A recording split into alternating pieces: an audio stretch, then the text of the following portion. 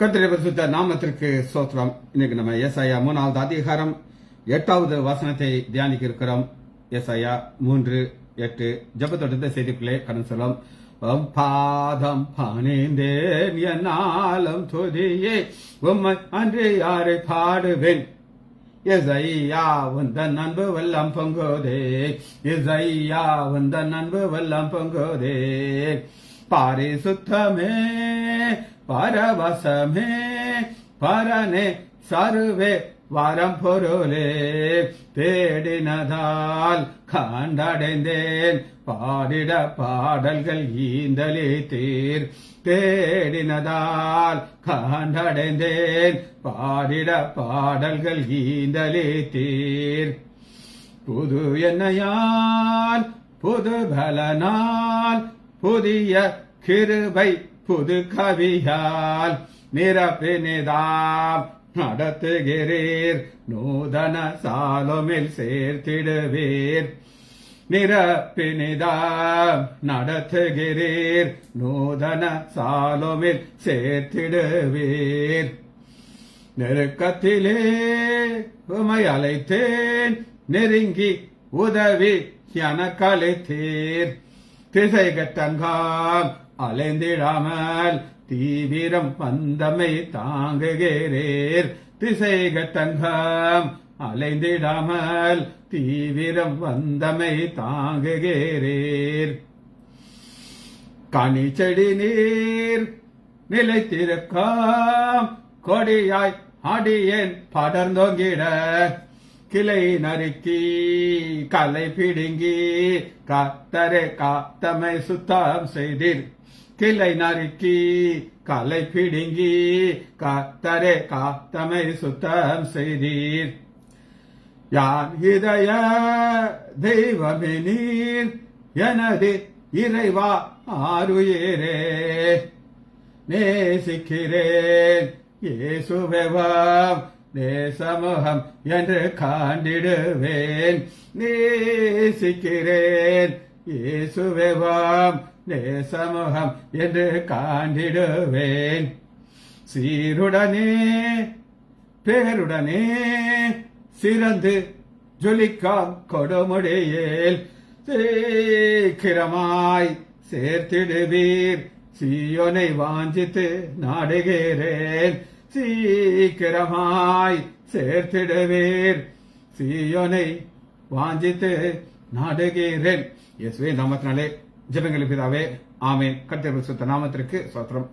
லீலா praise Lord, Janaki Ammal praise Lord, Nagarathnam Ammal praise Lord, Kavitha sister praise Lord, Mariyal sister praise Lord, Daniel Rajesh Arokiyaraj brother praise Lord. கர்த்தர் நல்லவர். ஏசாயா 3வது அதிகாரம் 8வது வசனத்தை வாசிப்போம். 3:8. ஏனென்றால், இந்த ஏனென்றாலுக்கு முன்னாடி நம்ம பார்த்தோம், அவனுடைய கோபம் வந்துருச்சு. கோபம் வந்த உடனே அவங்க என்ன செய்யறாங்கன்னா, ஒரு மனிதனை பிடிச்சுக்கிறாங்க. எப்பா நீ எங்க மேல அதிபதியா இருக்கிறாங்க, உன்ட்ட வஸ்திரம் இருக்குங்கிறாங்க. அப்ப இருக்கு இவன் என்கிட்ட எதுவுமே இல்லைன்ட்டான். வைக்க வேண்டாம். ஏனென்றால் இப்ப காரணத்தை பார்க்கணும். ஏனென்றால் எருசலேம் பாழாக்கப்பட்டது. 1, யூதா விழுந்து போயிட்டு. நம்பர் 2, அவர்கள் நாவும் அவருடைய கிரியைகளும் கர்த்தருடைய மகிமை கண்களுக்கு எரிச்சல் உண்டாக்கத்தக்கதாக அவருக்கு விரோதமா இருக்கு. கர்த்தருடைய மகிமையை எல்லாரும் பார்க்க முடியாது, ஆனால் அது அவங்களுக்கு எரிச்சலா இருக்கு. எப்ப எரிச்சலா இருக்கும் அப்படின்னு நான் உங்களுக்கு சொல்றேன். நம்ம ஒரு காரியத்தை எதிர்பார்க்கிறோம், இது இப்படி நடக்கும் அப்படின்ட்டு, ஆனா வேற மாதிரி போகும்போது அது நமக்கு எரிச்சல் உண்டாக்கும். சரி, நம்ம அதை 2வது பார்க்க போறோம். இன்னைக்கு நம்ம பார்க்கறது எபிரேய வார்த்தை கிடையாது, கிரேக்க வார்த்தை. எபிரேய வார்த்தையில இதை குறித்து ஃபால்ங்கிறதே அவர் போடவே இல்லை. சரி, நம்ம ஒன்றும் செய்ய முடியாது. ஃபால்ங்கிறதுக்கு கிரேக்க வார்த்தை பிப்டோ. பிப்டோ, PIPTO, பிப்டோ. இந்த பிப்டோங்கிறது என்ன அப்படின்னு கேட்டீங்கன்னா, இதை முதல்ல நீங்க இந்த பிப்டோவை மனசுல வச்சுக்கிட்டீங்கன்னா தான் நம்ம பார்க்கக்கூடிய மற்ற வார்த்தைகளுடைய ரூட் வேர்டுங்கிறது என்ன புரியும். இந்த பிப்டோல தான் மற்றதாவது. இப்ப பிப்டோங்கிறத நீங்க புரிஞ்சுக்கிட்டு அடுத்து பிப்டோசிஸ் அப்படின்னு ஒன்று இருக்கு. PTO மேல கூட அது ஓ கொஞ்சம் நீட்டி வாசனை. PTOSIS, பிப்டோசிஸ். IS is, பிப்டோசிஸ். இங்கிலீஷ் உங்களுக்கு விளக்கம் சொல்றேன், அப்புறம் தமிழ்ல பார்ப்போம். எ ஃபால், ஓவர் த்ரோனா இவ்வளவு நாள் இருந்துச்சுன்னா அதுக்கு மேல ஒரு வீழ்ச்சி வரும். ஓவர் த்ரோ ஆஃப் பில்டிங் ஒரு உதாரணமாக இதை சொல்லுகிறார். ஏன் பில்டிங் உதாரணமாக சொல்லுகிறாங்க? வசனத்தை பார்த்தா தான் உங்களுக்கு வசனத்தை பார்ப்போம். மத்தேயு நம்முடைய ஆண்டவராக இயேசு கிறிஸ்து சொன்ன உதாரணம் இந்த பிப்டோசிஸுக்கு வருது. மத்தேயு 7வது அதிகாரம் 29வது வசனம். கற்மலைங்கிற ஒரு பேஸ், மணல்ங்கிற பேஸ். இந்த மணல்ங்கிற பேஸ்ல கட்டின வீடு நிலைமை தான் பிப்டோசிஸ். 27 பெருமலை சொரிந்து பெருவெள்ளம் வந்து காற்று அடித்து அந்த வீட்டின் மேல் மோதினது, அது விழுந்தது முற்றும் விழுந்தது முற்றும். இவ்வளவு நீளமான வார்த்தைய கிரேக்க வார்த்தையில பிப்டோசிஸ் முடிச்சிட்டார் ஆண்டவர். பிப்டோசிஸ்னால விழுந்தது முற்றும் வளர்ந்துச்சு. ஒரு சில வீடெல்லாம் நீங்க பாப்பீங்க, 4வேல அவங்க ஒரு இடத்த பிடிச்சிருப்பாங்க. அது எவ்வளவு பெரிய பில்டிங் தானே அதை டிமாலிஷ் பண்ணணும். ஆனா பாதி பில்டிங் கட் பண்ணிருக்காங்க. ஏன்னா அந்த பாதி அதுக்கப்புறம் விட்டுருவாங்க, நீங்க வச்சுக்கோட்டு. அப்படி கிடையாது, அது பிப்டோசிஸ் கிடையாது. சரி, இத ஒரு மெட்டபாரிக்கல், அந்த மெட்டபாரிக்கல்ங்கிறது என்னன்னு நான் உங்களுக்கு சொல்லி கொடுத்துருக்கேன். அதாவது ஒரு ஓமையாக அதை சொல்றதை தான் நம்ம மெட்டாபாரிசிஸ். லூக்கா 2வது அதிகாரம் 34வது வசனத்துல யூத மக்கள் ஆண்டவராகிய இயேசு கிறிஸ்துவை ஏற்றுக்கொள்ளனால அவங்க நிலைமை இது பிப்டோசிஸ். லூக்கா 2:34. பின்னும் சிமியோன் ஆண்டவராகிய இயேசு கிறிஸ்து குட்டி பிள்ளை எல்லா நாள் விருத்த கொண்டு போயிருக்காங்க.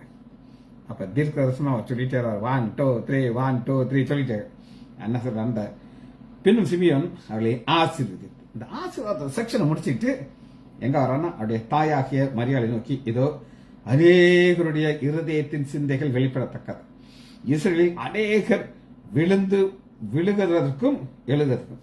ஒரு கூட்டம் விழுகிறாங்க, ஒரு கூட்டம் விரோதமாக பேசும் அடையாளமாக இவர் நியமிக்கப்பட்டிருக்கிறார். அந்த வீழ்ச்சியை பிப்டோசிஸ்ங்கிற ஒரு வார்த்தை பார்க்க. இது நம்பர் 1. சரி, 2வது நம்ம பார்க்க போறோம் பாரி பிப்டோமா. இந்த பிப்டோமா ஒரு இதுல இருந்தவர் ரூட் வார்த்தை இதெல்லாம் பார்க்கணும். 2வது பாரா பிப்டோமா. பாரா PARA. பாரா உங்களுக்கு நம்ம பலமுறை பார்த்து பாரா. பெப்டோமா PTOMA. பெப்டோமா அதாவது என்னன்னா ஃபால்ஸ் ஸ்டெப், எ பர்டன். இந்த பிப்டோங்கிறதுக்கு நீங்க எழுதிக்கலாம் டு ஃபால். அதான் அந்த பிப்டோங்கிற ஒரு ரூட்ல இருந்து மற்ற வார்த்தைகள்லாம் வரும். பாரா அப்படின்னா அசைட், ஒரு ஓரமா இருக்குது. பாரா உங்களுக்கு ஒரு வார்த்தை நம்ம பாராமெடிக்கல் கேள்விப்பட்டிருக்கீங்களா? எத்தனை தெரியும் பாராமெடிக்கல்? அது பாராமெடிக்கல் என்னன்றது அதே நான் உங்களுக்கு சொல்றேன். அதாவது கிராமத்துல போய் ஒரு டாக்டர் போக மாட்டேங்கிறாங்க காண்டி ஒரு கவர்மெண்ட், எந்த கவர்மெண்ட் அவங்களுக்கு அவங்க என்ன செய்யுங்க, பாராமெடிக்கல் அப்படின்னு சொல்லி ஒரு ஒரு ஒரு கோர்ஸ் ஒன்று ஆரம்பிச்சாங்க.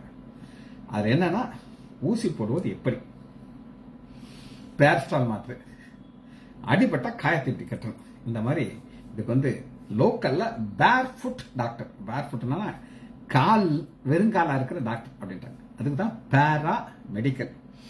பேராமெடிக்கல் இன்னும் வித்தியாசம் உங்களுக்கு புரிஞ்சுக்கிறதுக்கு MBBS டாக்டர், அது மெடிக்கல். பேராமெடிக்கல் என்னெல்லாம் வரும் அப்படின்னு கேட்டீங்கன்னா எக்ஸ்ரே பத்தி படிக்கிறதுக்கு கோர்ஸ், நர்ஸ் ஒரு கோர்ஸ். இது எல்லாமே பாராமெடிக்கல். மெடிக்கல் தான், ஆனா பாராமெடிக்கல். பாராங்கிறது நல்லா எழுதிக்கோங்க. பாரா என்றால் அசைட், இது இல்ல அது சைட். பிப்டோ to fall. இது எதை நம்ம இந்த பாராடோமாஸ் ஃபால், இந்த ஃபால்ங்கிறது எதுனா பாவம். Moral trespass.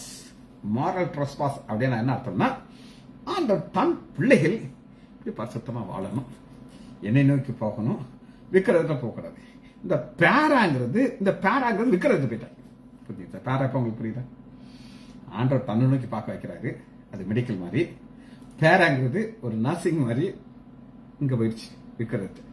அதனாலதான் இந்த பாராபிட்டோமாங்கிறதுக்கு PRA பாரா PTOMA மாரல் சின். இதை நீங்க புரிந்து கொள்வதற்கு ரோமர் எடுத்துக்கலாம். ரோமர் 11வது அதிகாரம் 11வது வசனத்துல இப்படி இருக்க விழுந்து போகும்படியா இடறினார்கள் என்று கேட்க, அப்படி அல்ல, அவர்களுக்குள்ளே வாதாக்கியத்தை நான் எழுப்பதற்காக. அப்ப இஸ்ரவேலுக்குள் விழுந்து போனார்கள். இதை நம்ம பார்த்திருக்கோம். இஸ்ரவேலர்கள் இது 2 வகையில் விழுந்தார்கள். விக்கிரத்தை போனதை பத்தி நம்ம எங்க பேசல. அவங்க ஆண்டோட சுவிசேஷத்தை உலகங்கும் பிரசங்கம் பண்ணணும். ஆனா அதை செய்ய விட்டுட்டாங்க. அதனால ஆண்டவர் என்ன செய்தார்னா புறஜாதியராகிய நம்ம கொண்டு சேர்த்தார். அப்ப இந்த வீழ்ச்சி ஆண்டோடைய நோக்கத்தை விட்டு இறங்குறதா இந்த பாராபிட்டோமா. மூன்றாவது அப்போ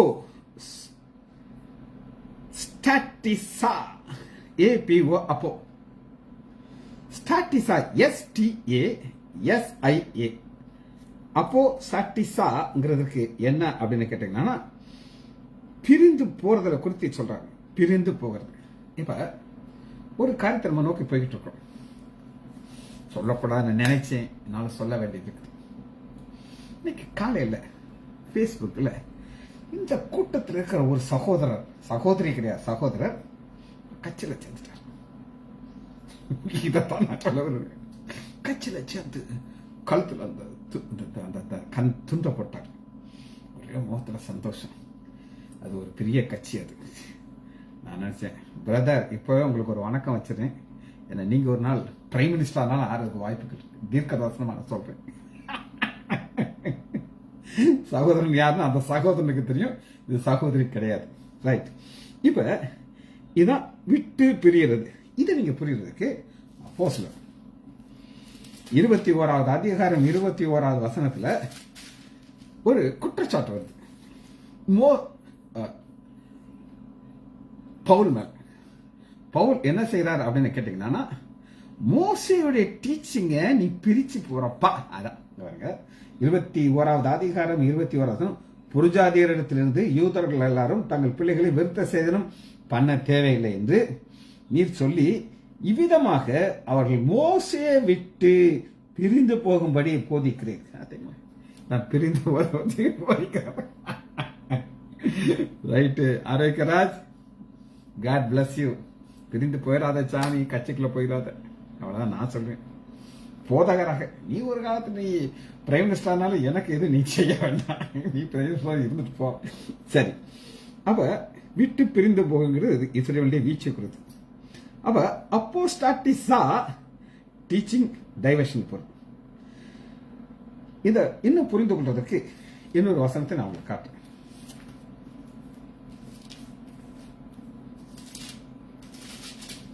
ஏற்றுக்கொள்ளாமா? 2 தெசலோனிக்கேயர் 2வது அதிகாரம்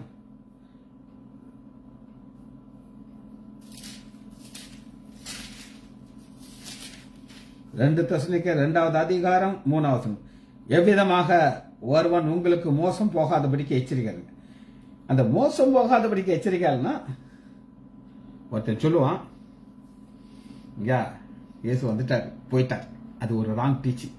அந்த ராங் டீச்சிங்கை தான் நம்ம பார்க்கிறோம். அப்போ ஸ்டாட்டிசா ராங் டீச்சிங்ல உங்களை விலகி போச்சுது. இதுக்கு இன்னொரு வசனமா நான் உங்களுக்கு காட்டுறேன். வீழ்ச்சி. இது வீழ்ச்சி, ஃபால். பிப்டோ ஃபால். வெளிப்படுத்துதல் 18வது அதிகாரம் 2வது வசனம். வெளிப்படுத்துதல் 18:2. அவன் பலத்த சத்தமிட்டு மகா பாபிலோன் விழுந்தது. அது பேய்களுடைய குடியிருப்பு. அப்ப ஒரு ராங் டீச்சிங்ல இவங்க போய் வீழ்ச்சி அவங்க பார்த்துட்டாங்க. அதான் நம்ம பார்க்கிறோம். 3வது குறிப்பு. 4வது நம்ம பார்க்கிறோம் பிப்டோ. இந்த பிப்டோ தான் நான் உங்களுக்கு ஒரு கீ வார்த்தை நான் உங்களுக்கு சொன்னேன். பிப்டோங்கிறது என்ன அப்படின்னு கேட்டீங்கன்னா,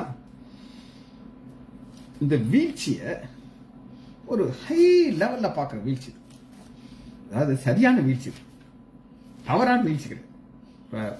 பாபிலோன் விழுந்தது சரியான வீழ்ச்சி கிடையாது. ஆனா இந்த வீழ்ச்சியை நீங்க புரிந்து கொள்றதுக்கு மத்தேயு 10வது அதிகாரம் 29 ஒரு காசுக்கு பிதாவுடைய சித்தம் இல்லாமல் அவைகள் ஒன்றாலும் கீழே விழாது. ஒரு குருவியை பார்க்கிறோம், அடைக்கலான் குருவி. குருவி வீழுமா? விழும். பாபிலோன் விழுந்துச்சா? விழுந்துச்சு. இங்க இஸ்ரேல் தேசம் விழுகுது. இஸ்ரேல் தேசம் விழுகிறதுக்கும் இந்த குருவி விழுகிறதுக்கும் வித்தியாசம் இருக்கு. இந்த குருவி விழுகிறது ஒரு அருமையான வார்த்தை. இது இயற்கையில விழுகிற இயற்கை, நேச்சுரல். ஒரு இலை இருக்கு, பழுத்துருச்சு, கீழே விழுகுது. ஒரு மனுஷன் இருக்கிறான், வயதாகுது, ஒரு நோய் வருது, அவன் கதை முடியுது. இதெல்லாம் வீழ்ச்சி. ஆனா இது ஆண்டவர் அனுமதிக்கிற ஒரு காரியம். சரி, இது இன்னும் புரியுது. இன்னொரு வசனத்தை உங்களுக்கு காட்டுறேன். மத்தேயு 13வது அதிகாரம் 4வது வசனம். சில விதைகள் வழி அருகே விழுந்தது. வழி அருகே விழுந்தது பிப்டோ. அப்போஸ்தலர் 1வது அதிகாரம் 26வது வசனம். யூதாஸ் காரியத்தில் செத்து போச்சு. இப்ப 12 பேர்ல 11 ஆச்சு. 12வதாக மத்தியாஸ் பேர்ல சீட்டு விழுந்தது. மத்தியாஸ் நீங்க கேள்விப்பட்டிருக்கீங்களா? எனக்கு தெரியும். நாகர்கோவில்ல போய் இங்க விருதுநகர்ல சில ஆஸ்பத்திரி பேரை சொன்னாலே தெரியும். அது மாதிரி மதுரையில் நாகர்கோவில்ல போனீங்கன்னா மத்தியாஸ் ஆஸ்பத்திரி எங்க இருக்குன்னா சின்ன பையன் கூட உங்களை கூட்டிட்டு போயிருக்கோம். அவர் இறந்துட்டாரு. 3 பசங்க.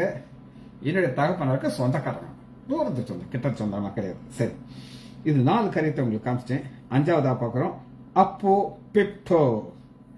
அப்போ பிப்டோ. இந்த அப்போ புறம் புறம் எங்க இருந்து வந்ததுக்கு அப்போ பிப்டோ வீழ்ச்சி. எல்லாம் புரிஞ்சுக்கிறதுக்கு வசனத்தை இருக்குது. வாஞ்சி இருக்கிற ஆத்மாக்கு இது சந்தோஷமா இருக்கு. இல்லைன்னா என்னையா லூஸ் மாதிரி பேசிட்டு இருக்கான், நல்லா தானே இருந்தாலும் சொல்லிட்டு இருந்தாரு. அப்போஸ்தலர் 9வது அதிகாரம் 18வது வசனம். அப்போஸ்தலர் 9:18.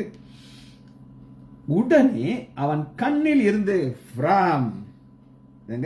கண்ணில் இருந்து அப்போ கண்ணில் இருந்து செதில் போன்றவைகள் விழுந்தது. விழுந்துச்சா? விழுந்துச்சு. அந்த விழுந்ததை நாம பிப்டோ. புரியுதா? எனக்கு ரொம்ப சந்தோஷமா இருக்கு. ஏன் எனக்கு சந்தோஷமா இருக்குன்னா, இப்ப நீங்க எல்லாம் கொஞ்சம் பேர் இருக்கீங்க இதை கேட்கறதுக்கு. நம்ம ஜேஎம் ஸ்டாலின் இருக்காரு. ஆனா அவர் லேட் கமரா வர்றாரு. அவர் என்ன செய்வார்னு எனக்கு தெரியாது. காலையில எந்திரிக்கிறாரு, வாக்கிங் போறாரு. அவருக்கு அந்த வாஞ்சை இல்லைன்னு நான் நினைக்கிறேன். இருந்தாருன்னா அவர் எத்தனை மணிக்கு? சரி, அதை விடுங்க. ஸ்டாலின் ஏன் எனக்கு ஸ்டாலின் இன்னும் புரிஞ்சு கொள்ள முடியாது. 8:15 பிரேயருக்கு வர்றாரு.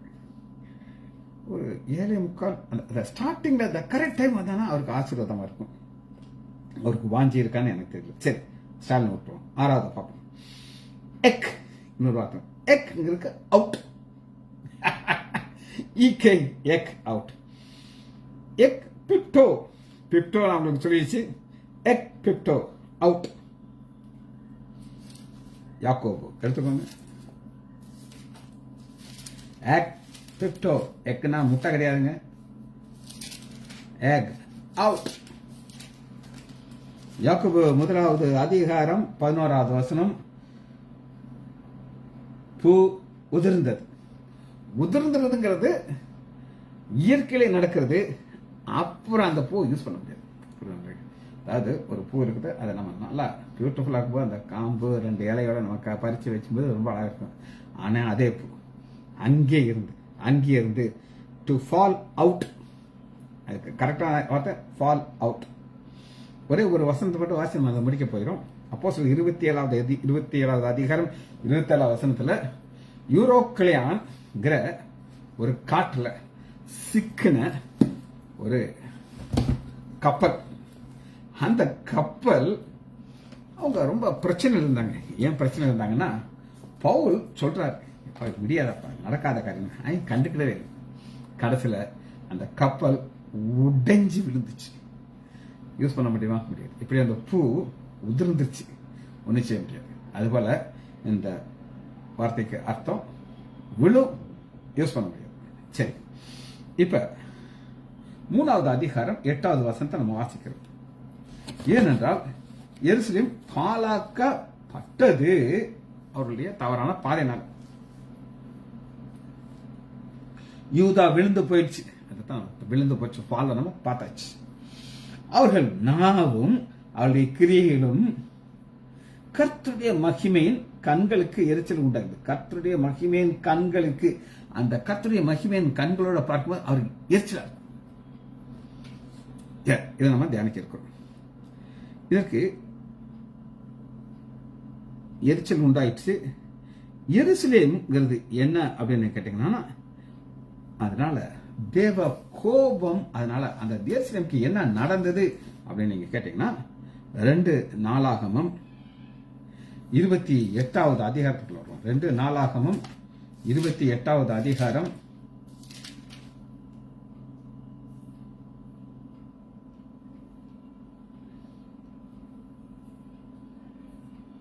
2:3. பாவம். இது என்ன பாவம் அப்படின்னு கேட்டீங்கன்னா, இவன் ஆகாஸ் ராஜா, இவன் இம்மோன் குமாரன் பள்ளத்தாக்கிலே தூபம் காட்டி ஃபால் ஆனதற்கு காரணம் ஆண்டவர் இதெல்லாம் பார்க்கும்போது அந்த மகிமையின் கண்களுக்கு எரிச்சலா இருக்கும். ஒரு சில புகை வரும், நம்ம கண்களுக்கு எரிச்சலா இருக்கும், பார்க்க முடியாது, கண்ணை கசக்கிட்டு தண்ணி வரும். அந்த மாதிரி நிலைமைக்கு ஆண்டுடைய கண்களுக்கு வர்றதுக்கு காரணத்தை நான் உங்களுக்கு காட்ட போகிறேன்.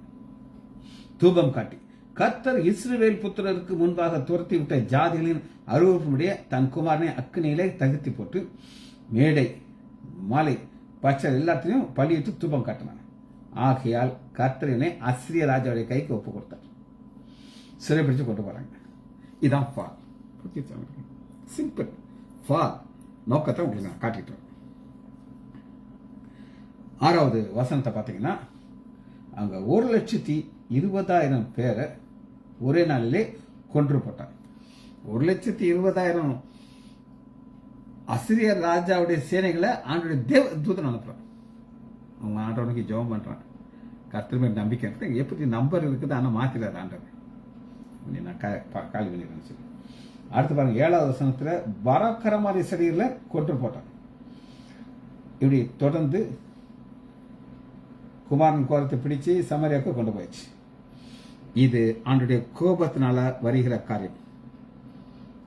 2 லட்சம் பேர் சிறைப்பட்டு போகிறார்கள். சரி, 2 நாளாகமும் 28வது அதிகாரம் 19வது வசனத்தை வாசிப்போம். யூதாவின் ராஜாவாகிய ஆசரி நிமித்தம் கர்த்தர் யூதாவை தாழ்த்தினார். அவர் யூதாவை சீர்குலைத்து கர்த்தர் விரோதமாக செய்து தாழ்த்துறது. ஆண்டவர் சாலமோன் காலத்தில் உயர்த்தினார். உயர்த்தவும் தெரியும், தாழ்த்தவும் தெரியும். இது அவருடைய கரத்தில் இருக்குது. சரி, 2 நாளாகமும் 33:11. 33:11 வீழ்ச்சி. மனாசே ராஜா, அவன் என்ன நடக்குதுன்னு பார்த்தீங்கன்னா, 33:11 அவன் செய்த பாவத்தில் நீங்க வாசி பார்த்துக்கோங்க. ஆனா ஆகையால் கர்த்தர் அசிரிய ராஜாவை சேனாதிபதிகள் அவர் மேல் வர பண்ணி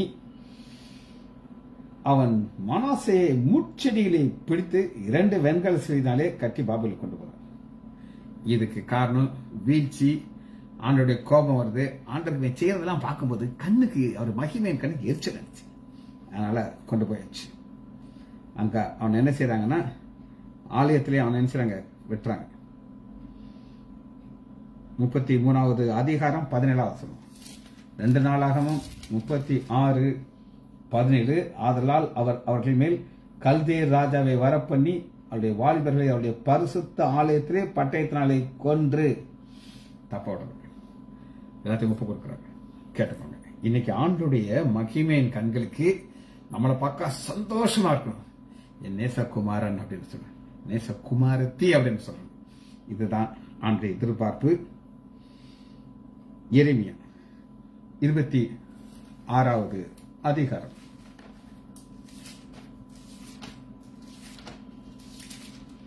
எரேமியா 26:6.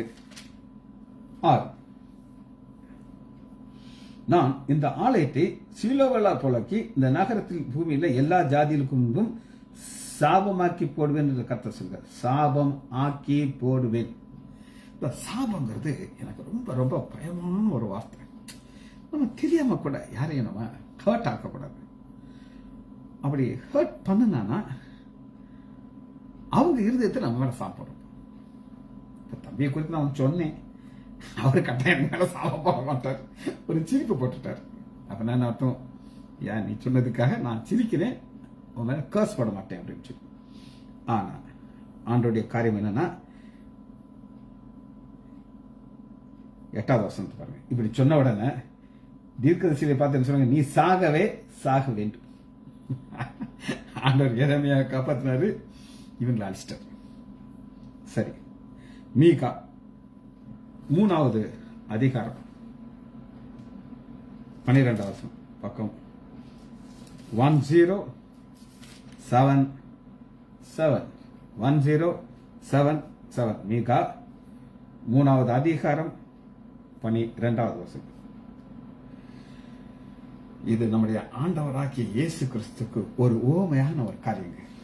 ஆகையால் உங்கள் நிமித்தம் சியோன் வயல்வெளிகள் போல உளப்பட்டு போகும், எருசலேம் மண்மேடுகளாக போகும், ஆலயம் பர்வதம் காட்டு மேடுகளாக போகும். இது ஒரு ஆச்சரியமான ஒரு வசனம். இதுக்கு ஒரு பேரலல் வசனத்தை உங்களுக்கு எடுத்துக்கொள்வோம். இதுக்கு சம்பந்தம் கிடையாது, இருந்தாலும் எடுத்துக்கலாம். 129வது சங்கீதம் 129வது சங்கீதம் 3வது வசனம். உழுகிறவன் என் முதுகின் மேல் உழுது தங்கள் படைசால்களை நீளமாக்கினார்கள். பார்த்தீங்களா இந்த வசனம் எவ்வளவு அருமையாக நம்முடைய ஆண்டவராகிய இயேசு கிறிஸ்துடைய முதுகுல சாட்டை அடி விழுந்தத மீகா எப்படி பார்க்கிறார்னா எருசலேமுடைய வீழ்ச்சியை பார்க்கிறார். அதை உழுது போட்டுறாங்க. சரி, உங்கள் நிமித்தம் சியோன் 3:12 ஆகையால் உங்கள் நிமித்தம் சியோன் வயல், உங்கள் நிமித்தம் நீ ஒழுங்காக நான் அதை செய்திருக்க மாட்டேன்னு சொல்லி. சரி, ஏன் இதை செய்தார்கள் கொஞ்சம் ஷார்ட்டா பார்த்துட்டு சீக்கிரம் படித்து விடுவோம். ஏசாயா 5வது அதிகாரம் 18. ஏசாயா 5:18. ஏன் why it has happened? மாகியின் கயிற்றினாலே அக்கிரமத்தையும் வண்டல் வடங்களால் பாவத்தையும் இழுத்துக்கொண்டு நாம் பார்க்கும்படி அவர்கள் தீவிரமாக தங்கள் கிரியைகளை சீக்கிரமாக நடத்தி காட்டுறோம். மாயை, எது மாயை அப்படின்னு கேட்டீங்கன்னா, நீங்க பாக்குறது எல்லாமே மாயை தான். இப்ப இந்த பில்டிங்கை பாக்குறீங்க மாயை, என்னை பாக்குறீங்க மாயை. ஒரு நாள் எனக்குள்ள இருக்கிற ஆத்மா மாயை கிடையாது. ஆனா இவங்க ஒரே நோக்கம் மாயையை பார்ப்பாங்க. ஆனா ஆண்டோடைய ஆலோசனைப்படி நடக்கிறவருடைய வாழ்க்கை எப்படி இருக்குங்கிறத உங்களுக்கு காட்டும். ஏசாயா 57வது அதிகாரம் 2வது. ஆண்டோடைய கண்ணுக்கு பிரியமாக வாழ்றவங்களுடைய வாழ்க்கை காட்டும். நேர்மையாய் நடக்கிறவர்கள் சமாதானத்திற்குள் பிரவேசித்து தங்கள் படுக்கை, சமாதானத்திற்குள் பிரவேசித்து நம்முடைய மரணம் நமக்கு இன்பமா இருக்கணும். மறிக்கும் போது நம்ம சந்தோஷமா இருக்கணும். நல்ல போராட்டத்தை போராடினேன், ஓட்டத்தை முடித்தேன், விசுவாசத்தை காட்டுவேன். இதுதான் நம்முடைய வாழ்க்கையில எய்மா இருக்கணும். ஆனா 3வது வசனத்தை பாருங்க, 4வது வசனம் பாருங்க. 3 நான் பார்க்கிறவர்களையும் பிள்ளைகளே விபச்சாரக்காரனுக்கும் வேசித்தனத்துக்கு பிறந்த சந்ததிகளே. நம்ம ஆண்டவராகிய அழகா சொல்வார், இதைத்தான் சொல்லுவார். இங்கிருந்து அவர் சொல்றாரு, நீங்கள் பச்சையான சகல மருந்து, இதெல்லாம் ஆண்டவருக்கு கோபம் உண்டாக்குது. ஒரு கூட்டத்தார் ஆண்டவரை சந்தோஷப்படுற கூட்டத்தாரும் இருக்கிறாங்க. இப்ப இந்த நாவை குறித்து ஒரு சில வசனங்கள் வேகமா பார்க்க போகிறோம். நாவு சங்கீதம் 7வது அதிகாரம், சங்கீதம் 7வது 73:8.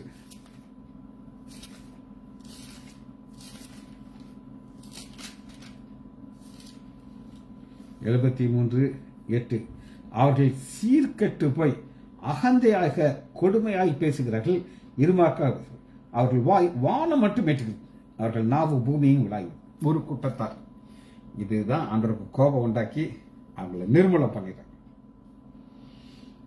இந்த மகிமை, ஆண்டோடைய மகிமை எரிச்சல் உண்டாக்குது. அதற்கு இன்னும் ஒரு காரியத்தை நம்ம பார்க்க போறோம். எசேக்கியேல் 8வது அதிகாரம். இதை நான் குறித்து உங்களுக்கு நிறைய பேருக்கு நான் போதிச்சிருக்கேன். ஆனால் எத்தனை பேர் ஞாபகம் வச்சிருக்காங்கன்னு எனக்கு தெரியாது. இப்ப ஆண்டவர் எசேக்கியேல் தீர்க்கதரிசியை ஆலயத்தில் கொண்டு வர்றார். ஒரு கீஹோல் 8வது அதிகாரம் 7 என்னை பிரகாரத்திற்கு அழைத்துக் கொண்டு போய் அப்பொழுது ஏதோ ஒரு சுவரிலே ஒரு துவாரத்தை கட்டு. உள்ள பார்க்கும்போது என்ன இருக்குது அப்படின்னு கேட்டீங்கன்னா, கொடிய அறுப்பு சகல விதமான ஊரும் பிரயாணம் எல்லாம் பிக்சர்ஸா இருக்குது. ஆண்டவர் சொல்றாரு, இது இல்லையா இன்னும் சூப்பரான காரியங்களா உனக்கு வச்சிருக்கேன் அப்படிங்கிறார். அது என்ன அப்படின்னு கேட்டீங்கன்னா, தம்மூஸ் படி 2வது அவர்கள் நோக்கி மனுபுத்திரே இஸ்ரவேல் மூப்பர்கள் அந்த காலத்தில் அவர்கள் தங்கள் விக்கிரகத்தை இன்னும் என்ன செய்ய போறாங்க, இன்னும் சூப்பரான அருவருப்பு பண்ணி பார்க்கலாம்னு சொல்லி தம்மூஸ்க்காக அழுது கொண்டிருக்கார்கள். எல்லாமே ஆண்டவருக்கு கோபம் உண்டாக்கி இந்த மகிமை, அதாவது ஆண்டுடைய கண்கள்ல இருக்கிற மகிமைக்கு எரிச்சல் உண்டாக்குது. அது காரணம் இந்த மகிமை போயிடுச்சு. எப்படி போகுது அப்படின்னு கேட்டீங்கன்னா, 11வது அதிகாரம்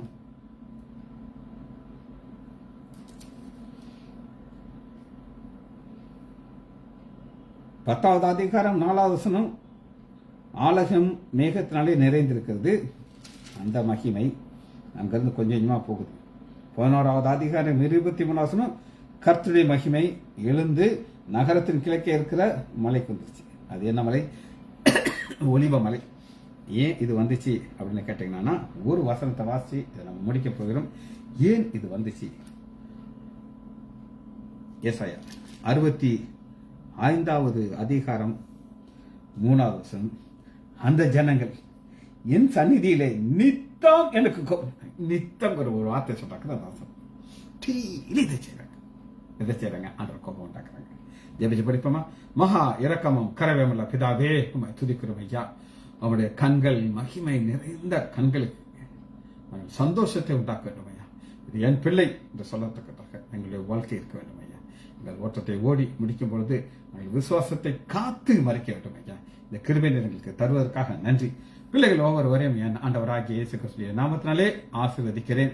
இயேசுவின் நாமத்தினால் ஜெபங்களின் பிதாவே, ஆமேன், ஆமேன், ஆமேன்.